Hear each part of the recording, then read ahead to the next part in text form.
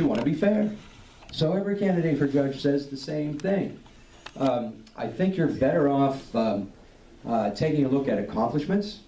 You're better off looking at the kinds of things the Bar Association says about qualifications, that kind of thing, and making your own judgment based upon what you know. And here's really a challenge to you. If you want to be a really good citizen, show up sometime when they're making a presentation so that you can size the person up and make a judgment for yourself. I am a big believer in the almost instinctive relationship that exists between a candidate and a constituent or a voter. There's a reason why you walk away saying you either like somebody or you don't. You know what I mean? Because it's a gut reaction you have, and it matters. It matters. I put a lot of faith in the visceral reaction that voters have to candidates.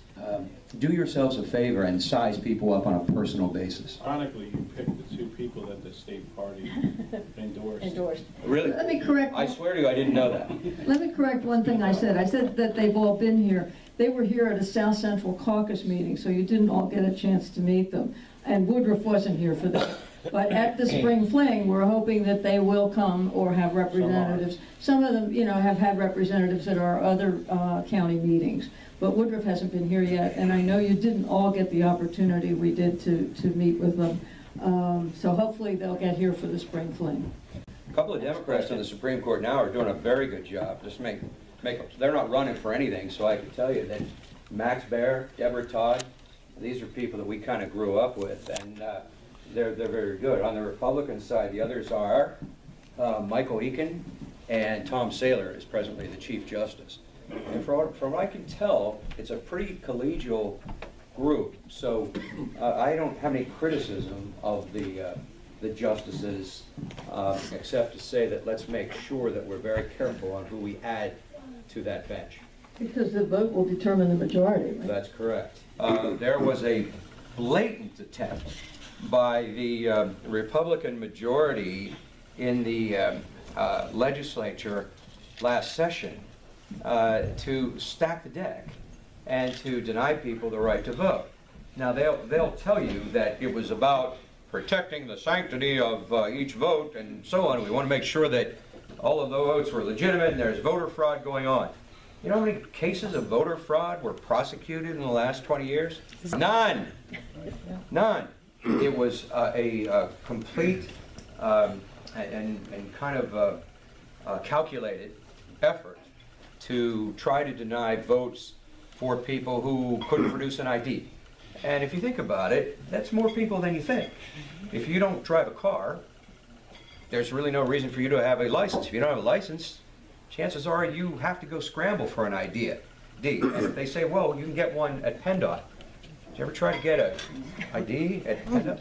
It was clearly a calculated way to discourage and disenfranchise voters, and that was a pretty sad chapter.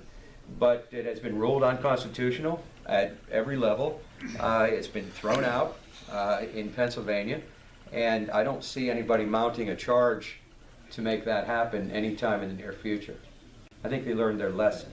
I think that the system would be better served if the legislators themselves would focus on their job and work hard enough to understand the issues, to get to the nuances of all of them without coaching from the outside.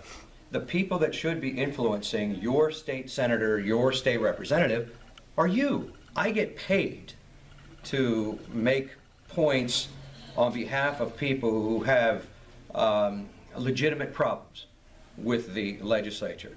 I like to think that the clients that I represent are good people. They're not trying to get something that they're not entitled to. They're trying to fix something that is causing them a problem. For example, represent the Lung Association.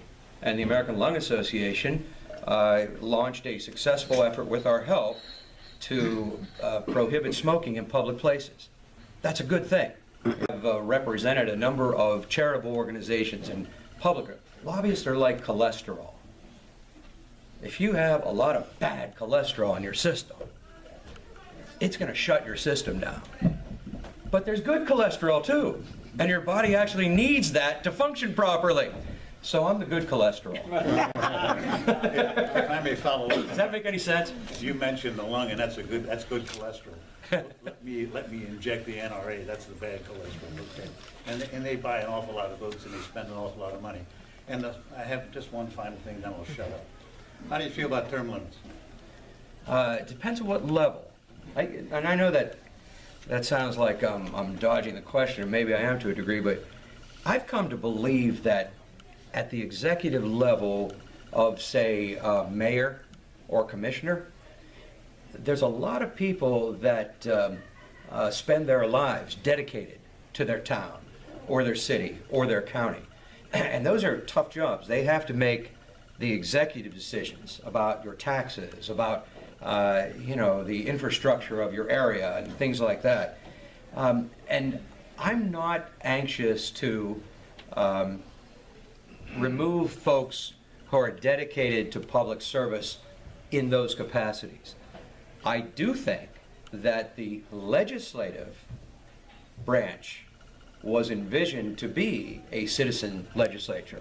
I do think that people in the State House, the State Senate, the United States Congress, the United States Senate should not get elected and park themselves there. I do think that they should consider providing their service and then moving on, because I think that kind of change is necessary for the vitality of the system. So I'm inclined to support term limits in the legislative world, but not so much in the executive world. I mean, there are already term limits on governors, and I think that's a good thing. But 8 years is not an eternity in terms of governing a state like Pennsylvania. I will say that it's very disruptive to have states that have a 1 4-year term, because the governor just barely finds his way around before he gets the hang of governing. Pennsylvania used to be like that, and I think it's much better to have a 2-term system